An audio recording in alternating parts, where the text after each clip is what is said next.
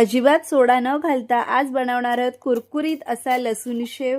तर त्यासाठी इथे एका परातीमध्ये 2 कप इतकं बेसन घेतलंय, त्यामध्ये अर्धा कप तांदळाचं पीठ, 2 चमचे इथे लाल तिखट घेतलंय, अर्धा चमचा हळद घेतलंय, अर्धा चमचे धने पावडर, अर्धा चमचा हिंग आणि चवीनुसार मीठ हे सगळं साहित्य घालून घ्यायचंय।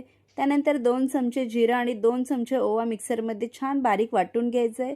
त्यानंतर 7 ते 8 लसणाच्या पाकळ्या आणि थोडं पाणी घालून मिक्सरला पुन्हा फिरवून घ्यायचं आणि गाळणीने हे सगळं गाळून घ्यायचंय। तर छान त्याचं पाणी तयार करून घ्यायचंय। शेवमध्ये हा लसणाचा फ्लेवर खूप छान येतो। जर हे असंच ठेवलं तर शेव पाडताना त्यामध्ये ओवा आणि जिरं अडकून येतं आणि त्यामुळे शेव अजिबात चांगला पडत नाही। त्यामुळे हे सगळं गाळून घ्यायचंय।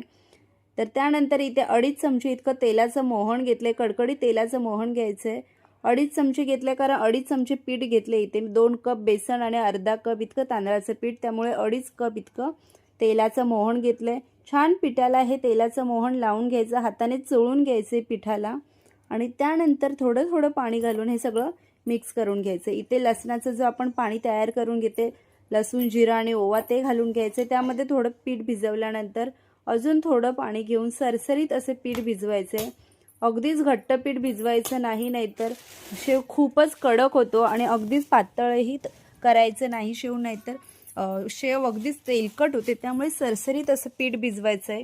इथं सोरा घेतलाय, त्याला तेल लावून घेतलं आणि हे पीठ बघा छान चमच्याने असं बघायचं, अगदी पडत वगैरे नाही आहे ना। तर पीठ छान भिजवून झालं आणि लगेचच आपल्याला शेव पाडायला घ्यायचं आहे। ह्या सोऱ्यामध्ये मी हा पीठ भरून घेते आणि एकाच साईडला मी कढईत तेलसुद्धा तापवायला ठेवलं आहे। तेल अगदी कडकडीत तापलेलं पाहिजे आणि त्यानंतर गॅस स्लो करायचं आहे।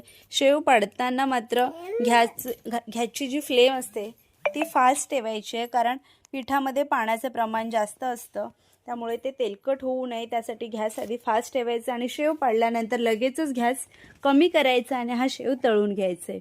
छान असा शेव तयार झालेला आहे।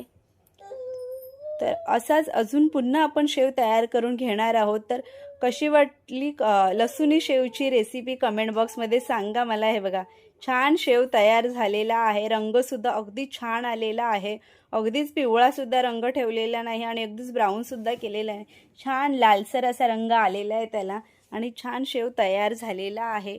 व्हिडिओ कसं वाटला मला कमेंट बॉक्समध्ये सांगा आणि दिवाळीच्या फराळामध्ये हा फराळ नक्की ॲड करा, कारण दिवाळीमध्ये कंटिन्युअसली गोड गोड खाऊन कंटाळा येतो। त्यामुळे चकली हा तर ऑप्शन असतोच, पण शेवसुद्धा असलाच पाहिजे।